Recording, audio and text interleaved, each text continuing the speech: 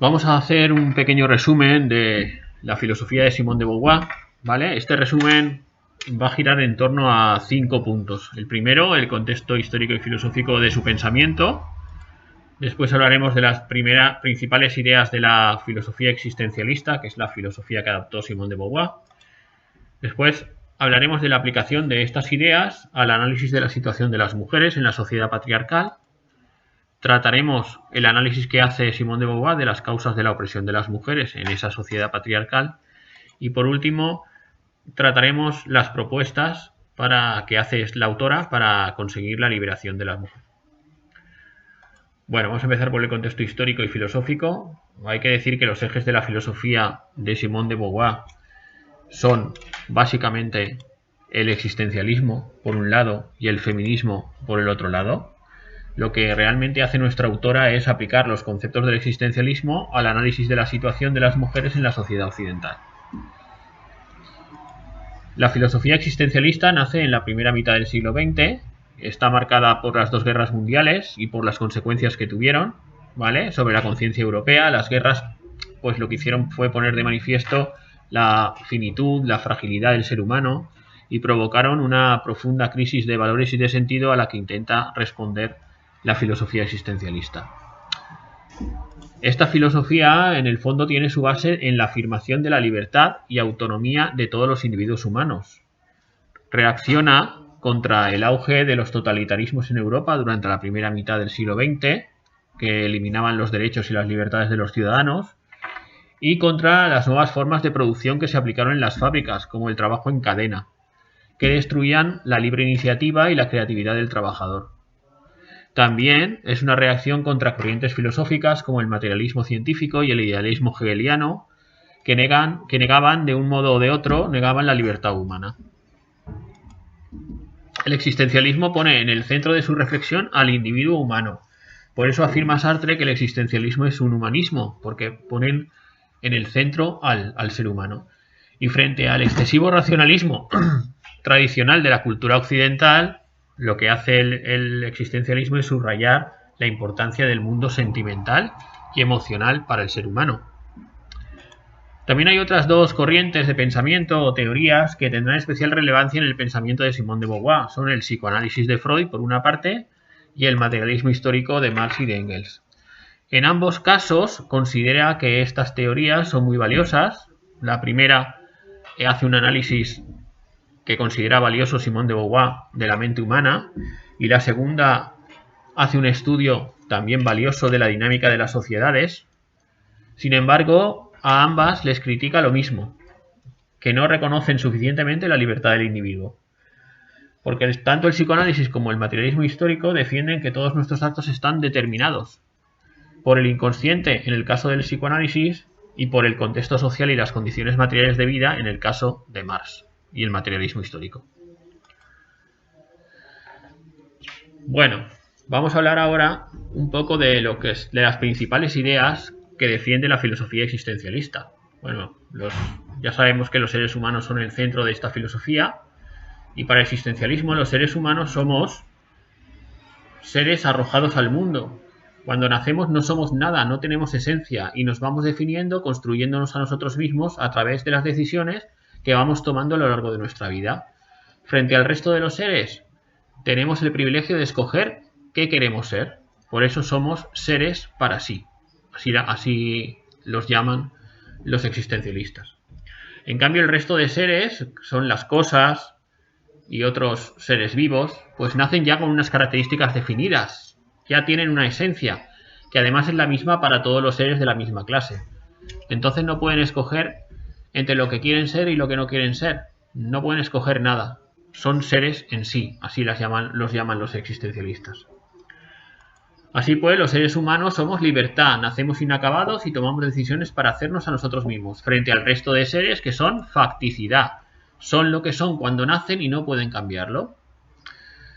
Y en último término, los seres humanos nos proyectamos en el futuro, porque nos marcamos metas sobre lo que queremos ser.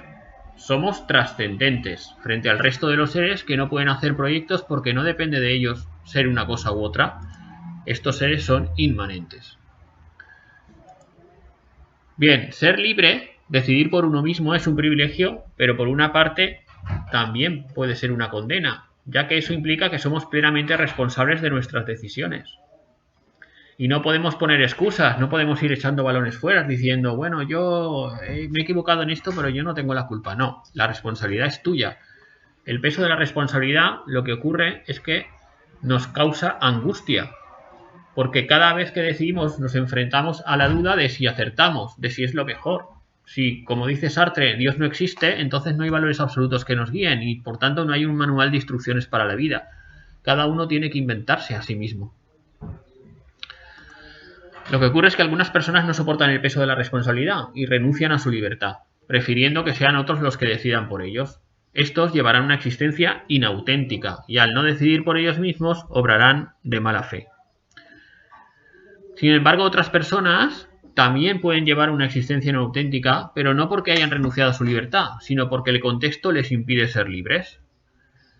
En este caso tenemos una situación de opresión que impide por distintos factores a las personas ser personas autónomas y tomar sus propias decisiones. Esta es la situación que tradicionalmente, según Simone de Beauvoir, las mujeres sufren en nuestra sociedad patriarcal. Bien, vamos a ver un poco cómo aplica a todas estas ideas existencialistas Simone de Beauvoir al análisis de la situación de las mujeres. A ver, lo primero que dice Simone de Beauvoir es que los seres humanos, además de ser seres para sí, libres, somos mistein, es decir, seres con los otros. Seres que convivimos con otros humanos, que no somos islas. Así que podemos conciliar nuestros proyectos con los de los demás y ampliar su libertad, o podemos no conciliar nuestros proyectos con los de los otros poniendo trabas a su libertad. Para Simone de Beauvoir y el existencialismo, lo correcto siempre es lo primero, es conciliar nuestros proyectos con los de los otros, en el sentido de que les ayudemos a tener más libertad de la que tienen, a ampliar su libertad, no coartarles su libertad. Por otra parte, nuestra autora también afirma que los seres humanos somos sujetos situados, es decir, que en nuestra libertad influye el contexto o la situación en que nos encontremos. Hay situaciones más propicias para que las personas ejerzan su libertad que otras. La situación o el contexto en que viven las mujeres en la sociedad occidental, por ejemplo, que es una sociedad patriarcal en la que el hombre tiene la hegemonía sobre la mujer, no es propicia para que las mujeres se desarrollen como sujetos libres.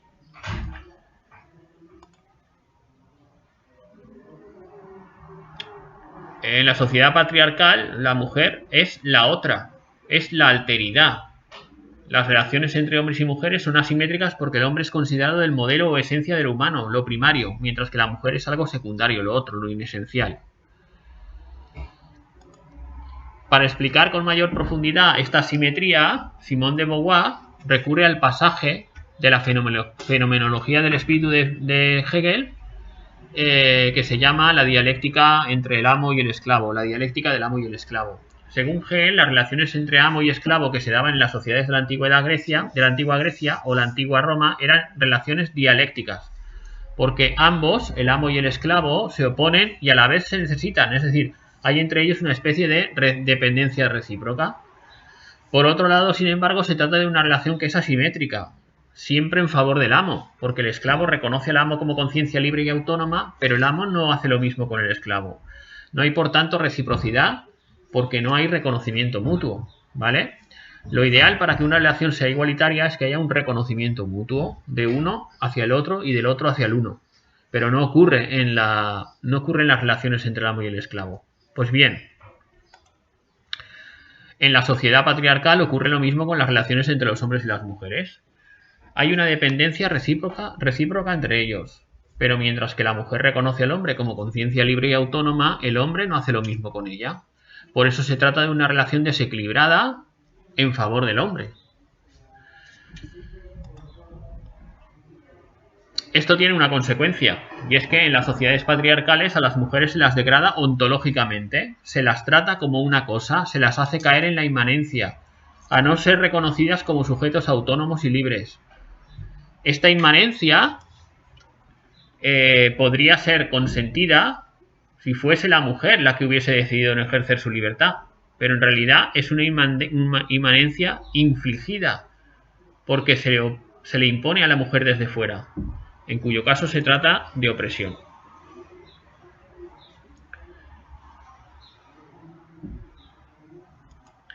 Bien, pero ¿cuáles son las causas de la opresión que sufren las mujeres en la sociedad patriarcal? Bueno, pues para investigar la opresión que sufren las mujeres en la sociedad patriarcal, nuestra filósofa utiliza un método conocido por el nombre de regresivo progresivo.